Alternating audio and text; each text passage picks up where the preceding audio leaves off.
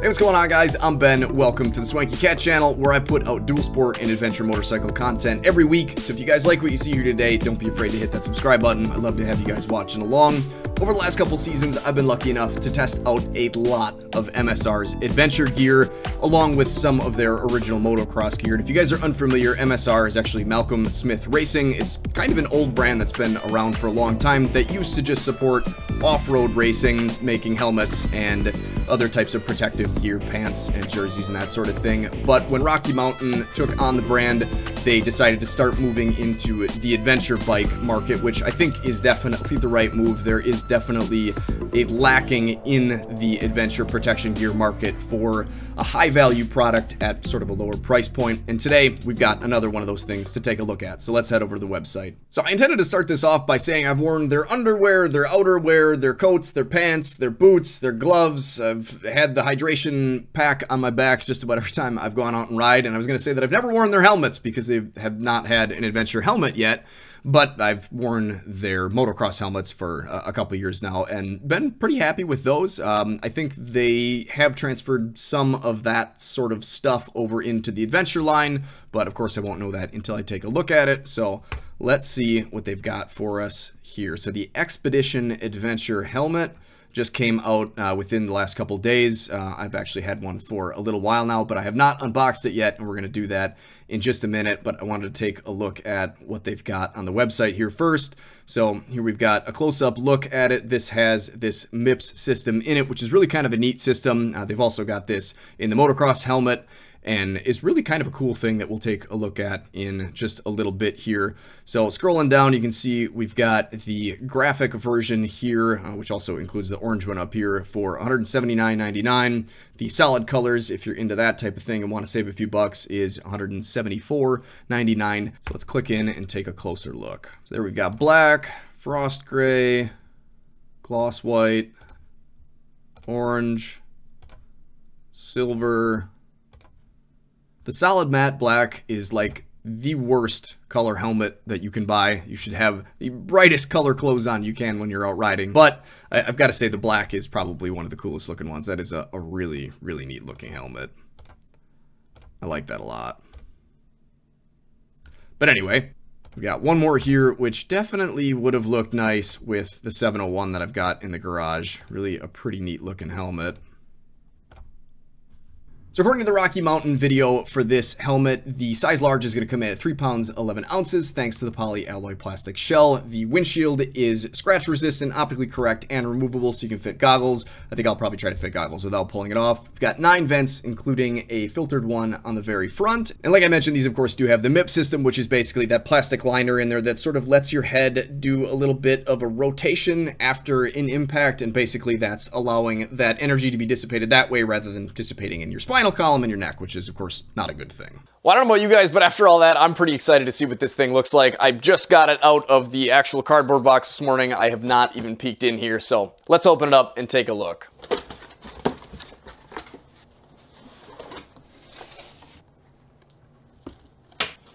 Well, I would say so far in the quality and looks department, this definitely has exceeded my expectations. This is a very, very nice looking adventure helmet. A lot like their motocross helmets, we've got an adjustable visor here, which especially for adventure riding is going to be nice. If the sun's in your eyes, we can just reach up, loosen this thumb screw on the top here, and then drop the visor down to give you a little bit more shielding from the sun. And of course we can pick that back up. And underneath that visor, we've got our front vents here that click open and back closed pretty easily. You can also close and open the back one here, and those will all exhaust out the back ports here. Similar deal up front with the chin bar. We can close that or we can open it, and you can kind of see the little bit of mesh in there. It's a lot more open, I guess, than I thought it would be. By the description, I assumed it would be a little bit closer to the motocross ones, but that looks like a pretty open mesh. This will still help keep the bugs out of your teeth. On the left side of the helmet, we've got this little lock latch deal at the bottom here, which is also plenty big enough to get a thumb with a big glove on underneath it to open that up. So that's pretty cool. And they also showed in that video that supposedly you can just barely crack this thing open, which yeah, you definitely can. And that is nice. I've got a lot of helmets and a lot of them, it seems like that's basically their first click open is somewhere around there. So having just that teeny little click there, just enough to crack the window to get a little bit of air in, is definitely going to be nice. Windshield itself definitely seems to go up and down plenty easy, no complaints there. I guess one thing that I really do not like, though, is how far this thing sticks down, and I guess we'll see when I stick it on my head if this is in my way at all. I don't know that I'm going to be able to fit goggles in here. I guess maybe this will have to get pulled off. We'll test that out, though. On the inside of the helmet, we've got a bunch of junk to rip out here. So a pretty standard snap and buckle system there, nothing too out of the ordinary. In a little bit deeper, this definitely feels and looks nice. You've got the yellow plastic down in the bottom there past the liner. That is the MIPS system. So again, basically just going to sort of let your head slide and rotate in there. It's just kind of a low friction point between the liner and the helmet itself, so there's not a drag basically between this liner where your head is sort of stuck to and the outside of the helmet. So again, just kind of allows that to sort of pivot in there. Kind of almost makes me think of like a shoulder or hip socket. Now, on the inside, we do also have a little bit of ventilation here. However, I think unless you actually remove your windscreen here, that's going to be a little bit hard to get any air in there when you're riding with your head sort of tilted down like that, but I suppose anything is better than nothing. As far as a place to put some speakers, looks like we've got a decent enough room there, and honestly, I've had enough helmets that have had too much room here that I really like to see something that just has just enough space. So basically the speaker is actually against your ear rather than a mile inside of your helmet where you can't even hear it. You can also see the MIPS layer there and the little bit of white injection mold foam. Now, these liners do pop out just like any other helmet would with the snaps here. So that should make putting a set of speakers in here along with a mic pretty easy for your communication system. So I figure if we're gonna do this, I might as well do it right. We'll put on my Explorer coat to give you guys an idea of how this looks with the blue and orange. And I suppose we can throw on my Voyager coat in a bit here too that I've got in gray to see what that looks like with the helmet on. So this is gonna be a size large. This is the size that I wear for just about every helmet that I own. I don't think I've ever had a problem. So let's see how this one goes on.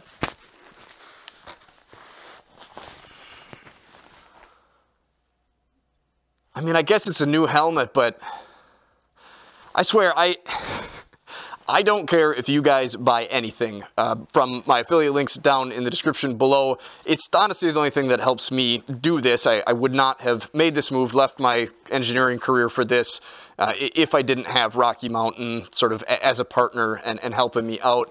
So if you guys are in need of gear, I would really appreciate it if you use those links, but I promise you, I'm not trying to sell you anything. I don't care if you buy anything at all. I'm not trying to push this gear on you. Go buy something else or buy one of these without my links. I don't want to push this gear on you, but I have to say, this has got to be, I guess I should strap it up, one of the most comfortable helmets that I've ever worn. And I think the reason that Tusk and MSR and these sort of Rocky Mountain in-house brands work out so well is because the people that are working on the products are going to use them. They're riders themselves. They know what works, they know what doesn't, because they've used a bunch of other stuff, and you know, they find problems with it. One thing that I don't like about the MSR motocross helmets is that the chin strap just seems too close to my neck, and I'm definitely noticing that with this one. Of course, you can kind of pull it out of the way, but I'm always kind of finding myself fighting the helmet down and the chin strap up, and it does seem like that's sort of there, but honestly, I mean, the rest of the helmet, man, I mean, it's not squeezing my head. It's hugging my head enough that the helmet doesn't shake around. When I move my head side to side, I can feel that there's no slip there, which is exactly what you want. It is pressing into my cheeks a little bit, and you know, the rest of my head, obviously, as you wear a helmet, it will start to sort of pack out just a little bit. But honestly, for a brand new helmet, this feels absolutely perfect. And it feels really comfortable. It's so nice. Nothing's touching my ears at all. That's really good. That can get super annoying after a while. You'd think a little bit of light pressure on an ear wouldn't make a huge difference, but I have been in excruciating pain on rides home where my speakers or a part of my helmet is pressing into my head, and I don't feel any of that with this. I mean, it feels like there's a cloud on my head. It's nice, and it does feel light too. I'll have to test out my other helmet here against this one and see how it feels and fits. And yeah, this feels heavier, which this is actually a snowmobile helmet. That's why it's branded Castle X, but it's really just a Scorpion helmet rebranded. So it is modular, and that is something that I think I'm really gonna miss when I go to wearing this helmet all the time. This is super nice, and I do wish that they would eventually come out with one like that. I honestly have no idea if they will. I think it would be a great idea. I would definitely pay extra money for a modular helmet now. Pull this thing off quick and see how this feels compared to the other one. And we'll see how it feels pulling off. Not bad. The modular helmet's kind of nice for taking it off because when you open that chin bar up, the outsides of it kind of stretch a bit, like so. So it really helps kind of get it around your face without taking your ears off on the way. So this one definitely feels a bit more sealed up. I'm sure you can hear it in my voice even that it's a bit more sealed up. You can tell that it's packed in a bit. This one definitely, yeah, does push on my ears and feels a bit heavier. Yeah, not by much, but a bit. And I guess I do have some gear on this. We've got the Pro Shop mount on it along with a Bluetooth communicator. Both things I will be needing to stick on this helmet, of course, as well. So now we'll switch coats here, throw the helmet back on, and test the goggles out. Well, I've also got to see if that windshield gets in the way. I guess it didn't bother me yet too much, so. So when I'm riding down like this, it's not going to be in my way, and I've got these, like, what, 8 of these giant lights. How many lights do I have down here? 1, 2, 3. I've got 12 of these lights down here. What the heck was I thinking? So I've got 12 of these lights that are kind of shining into the bevel here. There is no bevel, I guess a little teeny tiny one here. With it cracked like this, you can definitely see well. The shield needs to be cleaned, I guess, or something.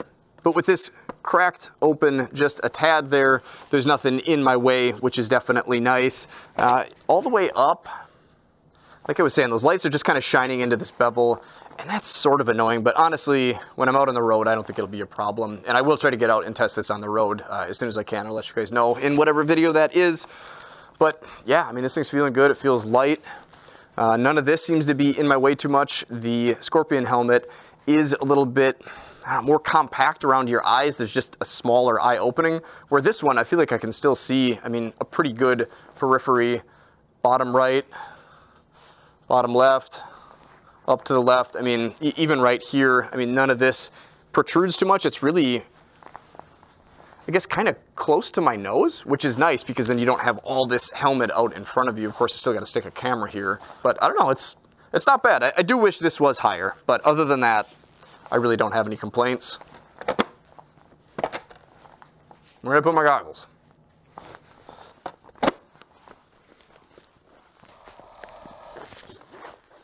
Now, one thing that I do not know about these helmets is whether or not they're going to have any sort of replacement visor options or other options as far as colors or darknesses or anything like that goes. That would definitely be nice to see.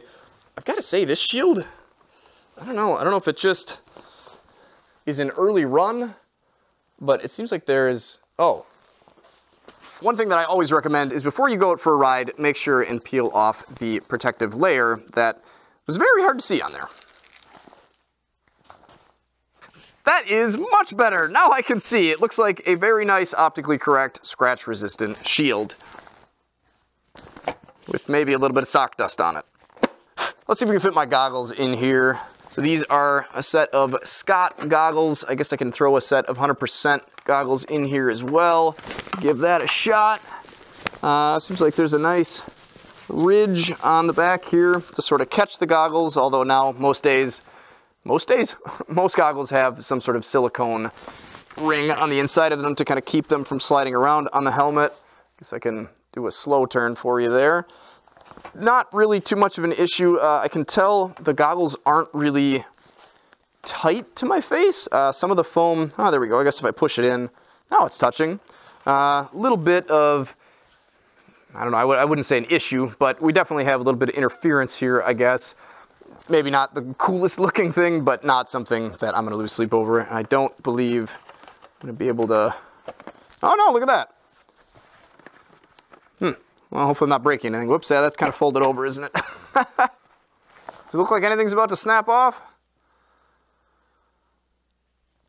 It honestly does not feel too bad. Definitely some kind of, I don't know, weird reflections going on in here, mostly because of this ridiculous mirrored shield that I've got on here. But I mean, I could definitely see doing this. There's no reason that I wouldn't. Maybe if you get this pinched in here wrong, it might goof something up eventually, but I don't know. I don't think it's that big of a deal. You should be replacing your helmet every couple of years anyways, so it's not really something that I'm going to be too worried about. You can see my nose in here just a little bit, but other than that, man, with a set of these goggles in here, boy, there's not going to be much air hitting my face at all. This is actually a pretty nice tight seal. Let's try a set of the 100% Stratas in there. Oops, if I can get it off. I'm not tearing anything off. Yeah, so not the smoothest thing with this here, but not really in the way either. Well, it only took me 20 minutes, but I found my 100% Strata 2 goggles. They were just in a bag right over there, of course. We'll see if we can get these on here. So definitely it does take, I guess, a little bit of planning. Gotta get around your shield and the roost guard. Ooh, these are a little tight, yikes. Loosen that up. I used to really like 100% goggles. The first set that I had, the Stratas, were really nice, but I don't know, the angle of the band and the goggles themselves, they just sort of end up like tipped up like that. I don't know, I don't like them anymore. That's why I don't wear them, but I know a lot of people do like them, so if you're interested with a little bit of strap management, it seems like they do fit just fine, and honestly, they actually feel like they fit in this helmet a lot better than anything else that I've worn. Like I said, otherwise the bottom starts to like peel away from my face and the top pushes in, but I don't know, how do they look? I would say they actually feel sort of all right. There's just way too much goggle in my field of view down at the bottom here. That's why I really like those Scott goggles better. But if you've already got a set of these, it does seem like they will fit. And the shield goes down no problem. I do worry a little bit that I'm gonna, I guess I don't know if this is something I could bust off, but I don't really like that the band can sort of get trapped behind there. I feel like I'm gonna go to rip a set of goggles off someday and pull this right off. Yeah, not really a huge fan of that. I guess it's just where the shield comes down. I don't know why that crack is there, but I feel like that is gonna be kind of annoying, honestly. That's not something that I ever see myself doing, but they do send you these little pieces of plastic here that basically would replace the end cap for the roost guard if you want to pull the roost guard off. I really like having a roost guard because, like I said, it blocks the sun for me. If I ever do need to actually put it down to block any sort of debris flying at my face, obviously I'll be glad to have it. It honestly just makes the helmet look a lot cooler and makes it look sort of dual sport and dirt-like. And I don't know, I just really like it. I like the helmet in general. I think it's cool looking. It definitely fits good. It's got some nice features. Obviously there's some things that possibly I might change about it. Would be nice to have a modular helmet. But all in all, I think if you're looking for a good budget option helmet that has had not only DOT approval, but also that MIP system installed in it, I am pretty impressed with it so far. If you guys want to see how I kind of feel about this helmet after a couple more rides, don't be afraid to hit that subscribe button. I will keep you guys up to date in future videos. Thanks for watching, guys. Take care, stay safe, stay swanky, get out, enjoy this beautiful world any chance you get. If you guys want to check out one of these helmets or pick up anything else from Rocky Mountain ATV, if you click one of those links down in the description, it will help me to continue making videos like this for you guys. Thanks to everybody who has been using those. We'll see you guys next time.